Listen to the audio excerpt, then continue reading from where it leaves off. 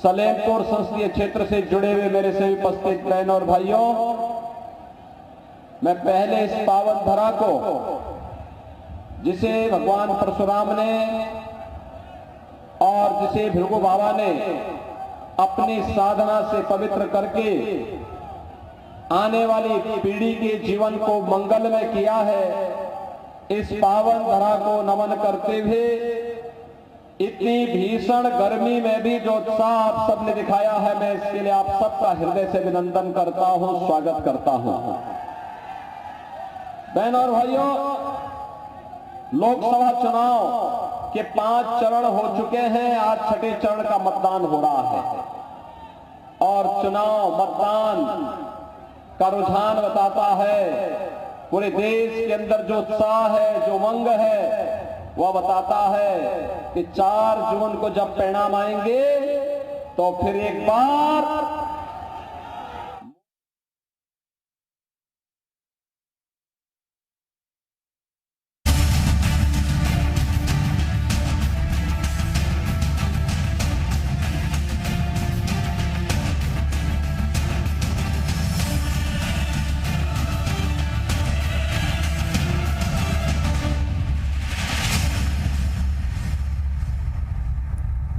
छठे चरण से लगातार वोटिंग जारी है, ये आपको अपडेट्स दिखाएंगे, लेकिन फिलहाल रुक करते हैं बलिया का। सीएम योगी जनसभा को संबोधित कर रहे हैं। और कैसे होगा, क्योंकि ये दोनों मिलकर के भी 400 सीटों पे चुनाव नहीं लड़ रहे हैं। बहन और भाइयों,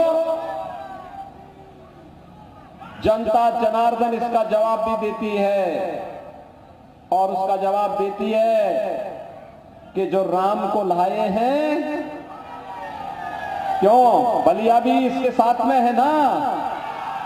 बलिया की क्या भावनाएं हैं, क्या बलिया भी ये चाहता है ना, बांसुरी भी चाहता है ना यही कि जो राम को लाए हैं हम उनको लाएंगे। स्वाभाविक रूप से कश्मीर से लेकर कन्याकुमारी तक, असम के कामरूप से लेकर के गुजरात के कच्छ तक एक ही नारा, एक ही स्वर गूंज रहा है और वह है कि 4 जून को जब परिणाम आएंगे तो कोई राम भक्त ही दिल्ली में सिंहासन पर बैठेगा। और इस देश से आज मुझे सलेमपुर संसदीय क्षेत्र में आप सबके बीच में आना पड़ा है। बहनों और भाइयों, हमने बदलते हुए भारत को देखा है। हमारी पीढ़ी सौभाग्यशाली है। हम अपनी वर्तमान पीढ़ी को कह सकते हैं और भावी पीढ़ी को कह सकते हैं कि हमने बदलते हुए भारत को देखा है। विकसित भारत की आधारशिला जब तैयार हो रही थी, उस भारत को हमने देखा है और उस भारत को आगे बढ़ते हुए हमने आंखों से देखा है और उसमें हम सबका भी योगदान है। क्योंकि जो भी परिवर्तन आज हो रहा है, बहनों और भाइयों, इस परिवर्तन का नेतृत्व भले ही मोदी जी कर रहे हो, लेकिन श्रेय आपको जाता है। क्योंकि आपका वोट जब कमल चुनाव चिन्ह पे जाता है तो कमल चुनाव चिन्ह पर जब केंद्र में सरकार बनती है तो मोदी जी को और राज्य में सरकार बनती है तो ताकत मुझे मिलती है और दोनों मिलकर के फिर विकास की इस यात्रा को तेजी के साथ आगे बढ़ाने का कार्य करते हैं। बहनों और भाइयों, इसीलिए आप कह सकते हैं हमने बदलते हुए भारत को देखा है।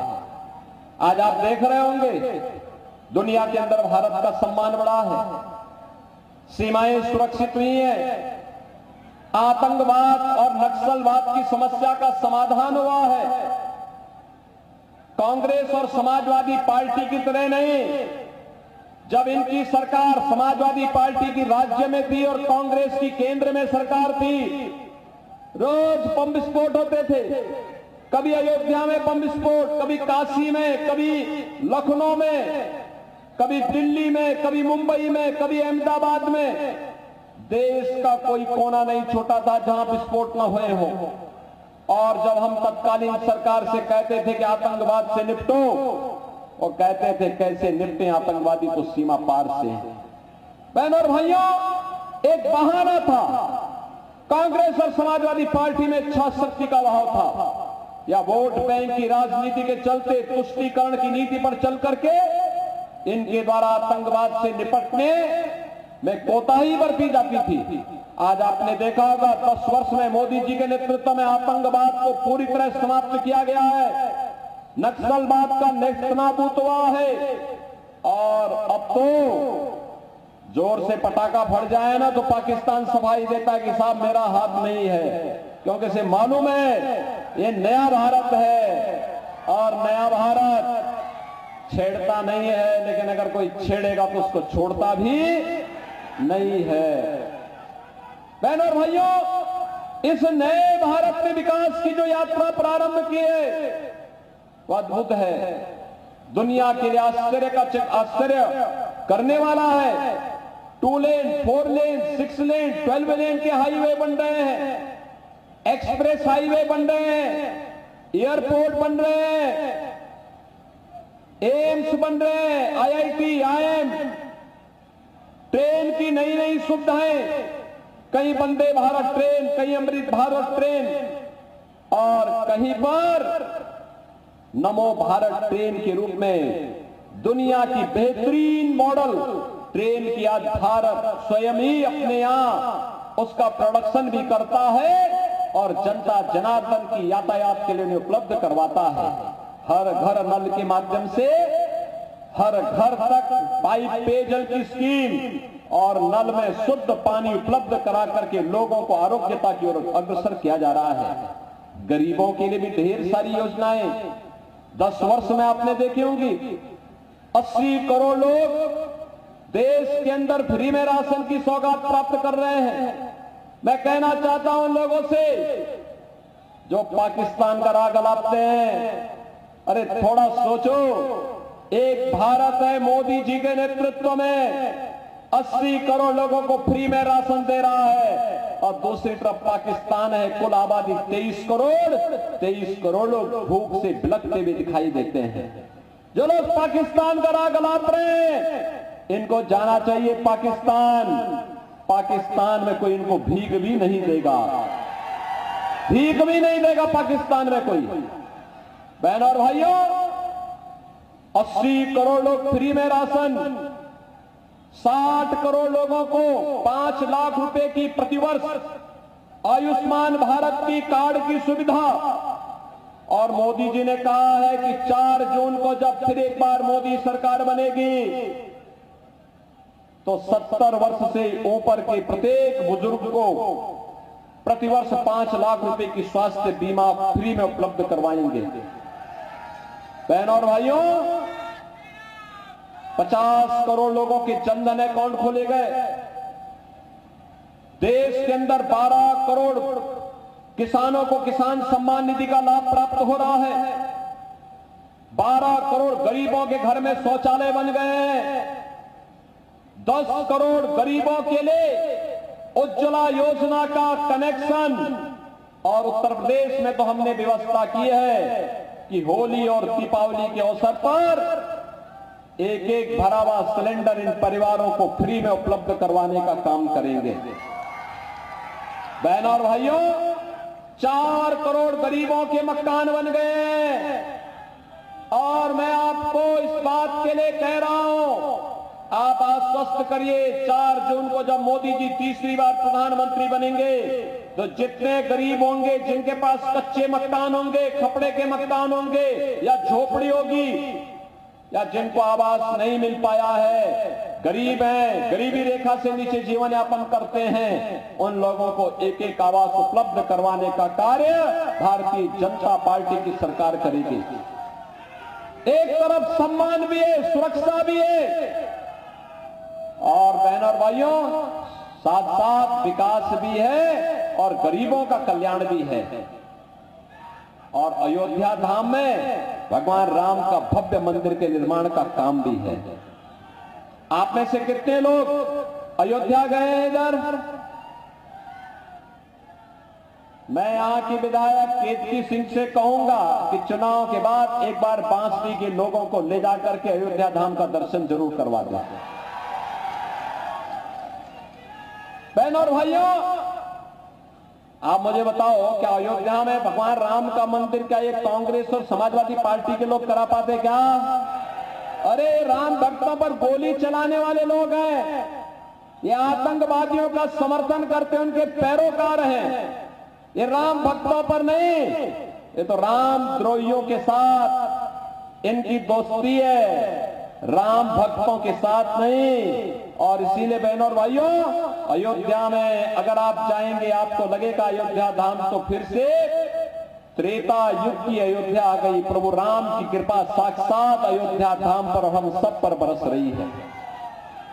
ये सभी काम केवल भारतीय जनता पार्टी कर सकती है, लेकिन दूसरी तरफ कांग्रेस और समाजवादी पार्टी का जो गठबंधन है, बहनों और भाइयों, ये गठबंधन कहता है मिलकर के लड़ेंगे, चुनाव जीतेंगे तो मिलकर के लूटेंगे और चुनाव हारेंगे तो 4 जून को फिर से टूटेंगे। आप देखना 4 जून को फिर इनकी दोस्ती खंड खंड में विभक्त हो जाएगी। ये केवल स्वार्थ के लिए लड़ रहे हैं, स्वार्थ के लिए मिलकर के लड़ रहे हैं, इन प्रकार सत्ता प्राप्त करने के लिए झूठ का सहारा ले रहे हैं। आज ये कह रहे हैं, झूठ बोलते हैं, कितना मनगढ़ंत तो सत्य बोलते हैं। कहते हैं कि बीजेपी अगर सत्ता में आ जाएगी तो संविधान बदल देगी। अरे संविधान का तो सबसे ज्यादा सम्मान भारतीय जनता पार्टी करती है। संविधान को सर्वोच्च सम्मान भारतीय जनता पार्टी करती है। बाबा साहब भीमराव अंबेडकर के पंचतीर्थ मोदी जी ने बनाए। ये असत्य वाचन क्यों इनके द्वारा हो रहा है? केवल इसलिए जिनसे जनता जनार्दन को आपस में बांटा जा सके, विकास के मुद्दे से ध्यान हटाया जा सके, गरीब कल्याणकारी मुद्दों से ध्यान हटाया जा सके, सुरक्षा जैसे मुद्दों से ध्यान हटाया जा सके और गरीबों के उत्थान के लिए मोदी जी के नेतृत्व में जो काम हो रहा है इससे ध्यान हटाया जा सके। बहनों और भाइयों, हम सबको याद रखना होगा, कांग्रेस और समाजवादी पार्टी का घोषणा पत्र कहता है कि सत्ता में आएंगे तो ओबीसी और एससी का आरक्षण ये मुसलमानों को बांटने का काम करेंगे। क्या आप इसको स्वीकार करेंगे? क्या इसको स्वीकार करेंगे क्या? लेकिन ये लोग इस शरारत में लगे हैं। इनका घोषणा पत्र कहता है कि अगर सत्ता में आएंगे तो तालिब यानी पर्सनल लॉ लागू करेंगे। पर्सनल लॉ का मतलब जानते हैं आप? पर्सनल लॉ का मतलब तालिबानी शासन। बेटी स्कूल नहीं जा पाएगी, महिलाएं बाजार नहीं जा पाएंगी, महिलाएं घर के बाहर नहीं निकल पाएंगी, बुर्का पहन करके घर के अंदर दुबकना पड़ेगा। भारत के अंदर शरिया कानून लागू करने का कुछ प्रयास है समाजवादी पार्टी और कांग्रेस के लोग करना चाहते हैं। भारतीय जनता पार्टी इसको एक सिरे से खारिज करती है और इसका विरोध करती है। और मैं इसीलिए कहने के लिए आया हूं, भारतीय जनता पार्टी ने मोदी जी के नेतृत्व में तो नारी शक्ति वंदन अधिनियम पारित किया है। 33% सीटें महिलाएं ही विधानसभा और लोकसभा में जीत करके जाएं, ये प्रावधान भारतीय जनता पार्टी ने प्रदेश में और केंद्र में किया है। एक तरफ भारतीय जनता पार्टी आदि आबादी को सम्मान दे रही है और दूसरी तरफ 3 तलाक की कुप्रथा को फिर से लागू करने के लिए कांग्रेस और समाजवादी पार्टी का गठबंधन आपके बीच में आया है। बहनों और भाइयों, एक खतरनाक बात है और कहते हैं अपने घोषणा पत्र में कांग्रेस और समाजवादी पार्टी के लोग कहते हैं सत्ता में आए तो अल्पसंख्यकों की रुचि के अनुसार खान पान की स्वतंत्रता उनको देंगे। बहनों और भाइयों, मैं पूछना चाहता हूं, बहुत संख्यक और अल्पसंख्यकों का खान पान कहां अलग है? अरे जो आप खाते होंगे वही वो भी खा सकते हैं। आप रोटी खाते होंगे, चावल खाते होंगे, सतुआ खाते होंगे, बाटी चोखा खाते होंगे, यही वो भी खा सकता है। लेकिन बहनों और भाइयों, एक जगह में आके ठहराव होता है। जब कोई मुसलमान कहता है कि मैं गौ मांस खाऊंगा, गौ हत्या करूंगा, तो हिंदू कहता भाई नहीं, जन्म जन्म का नाता है, गाय हमारी। क्या बोलता है? जन्म जन्म का नाता है, गाय हमारी। क्या गौकसी करने की छूट देंगे क्या आप देंगे क्या? अरे आप देंगे क्या आप इसकी अनुमति दे देंगे क्या? अरे राम जन्मभूमि का जो पुण्य आपके साथ जुड़ा हुआ है, आज के दिन पर आप अपनी वर्तमान पीढ़ी को कह सकते हैं कि अयोध्या में राम मंदिर का निर्माण जब हुआ था तब हमारी उम्र ये थी, हमने भी योगी जी और मोदी जी को वोट दिया था, तब राम मंदिर का निर्माण हुआ था, इसका श्रेय हमें भी मिलना चाहिए। आज जो पुण्य आपके साथ जुड़ा हुआ है, अगर गौकसी करने वालों को, गौ हत्या करने वालों को आपका वोट जाता है तो बहन और भाइयों वह पाप में बदलने का काम हो जाएगा, पाप में बदल जाएगा। ये पाप कब करना। और दूसरा, मैं आपको इस बात के लिए आश्वस्त करता हूं, भारतीय जनता पार्टी है वह एक तरफ अयोध्या में राम मंदिर का निर्माण करती है, दूसरी तरफ आजमगढ़ में महाराज सुहेलदेव के नाम पर विश्वविद्यालय की स्थापना भी करती है। मैं पूछना चाहता हूं, महाराज सुहेलदेव का नाम समाजवादी पार्टी एक भी बार नहीं लेती है, क्योंकि महाराज सुहेलदेव ने जो आक्रांता सालार मसूद गाजी था, उसकी सेना सहित उसे बहराइच के पास मार गिराया था। और मुस्लिम वोट के लिए समाजवादी पार्टी महाराज सुहेलदेव का नाम नहीं लेती है। और इसीलिए मैं आज आपके पास आया हूं आपसे कहने के लिए, यार रविंद्र कुशवाहा चुनाव जीत करके जाएंगे ना? दोनों हाथ आके मुझे आश्वस्त करो। बाजदी और बलिया के लोग मुझे आश्वस्त करें, उधर के लोग इतनी भारी संख्या वहां खड़ी है, आप लोग मुझे बताइए, चुनाव जीत के जाएंगे रविंद्र कुशवाहा? उधर सड़क के उस पार भी बताओ, दोनों हाथ ला करके बोलो, मुझे दोनों हाथ ला करके बताओ। सब लोग सहमत हैं? इधर पीछे तक और पीछे तक, इधर और उधर, इधर सड़क के उस पार, दोनों हाथ ला करके इतना तेजी से उठाओ कि यहां से दिखाई भी दे। दोनों हाथ ला करके मुझे आश्वस्त करो, सहमत हैं? बहन और भाइयों, 6 दिन का समय है प्रचार करने के लिए, मात्र 6 दिन का। इन 6 दिनों में आप लोग मुझे बताओ, मैं 2 बातें कहूंगा, आप इसको मानेंगे? सभी लोग दोनों हाथ ला करके मुझे आश्वस्त करो, मानेंगे? पहली बात कि आप में से हर व्यक्ति प्रतिदिन 5-5 घरों में जनसंपर्क करके कमल खिलाने के लिए जनता जनार्दन से अपील करेंगे। और दूसरा, 6 दिन में 30 परिवार का मतलब 100 से लेके 125 मतदाता, 125 से लेके 100 से 125 मतदाता, इन 100 से 125 मतदाता को मतदान केंद्र में ले जाकर के मतदान कराना है। कराएंगे?